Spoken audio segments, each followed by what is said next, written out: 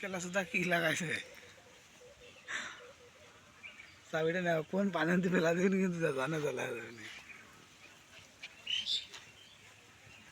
কি ভিডিও কথা চাই দেখেন মোহন ভাই এবার ভাইরাল ও দেখেন কোন ভিডিও প্রেমে যাওয়ার চরিত্র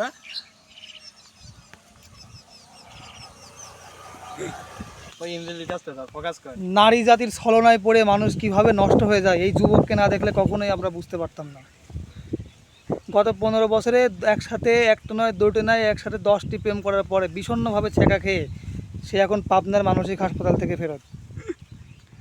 তার বাড়িতে এখন জায়গা না হওয়ার কারণে সে রাস্তাঘাটে এভাবে খালের মধ্যে বিলের মধ্যে যেখানে যখন জায়গা পায় সেখানেই সে ঘুমিয়ে থাকে।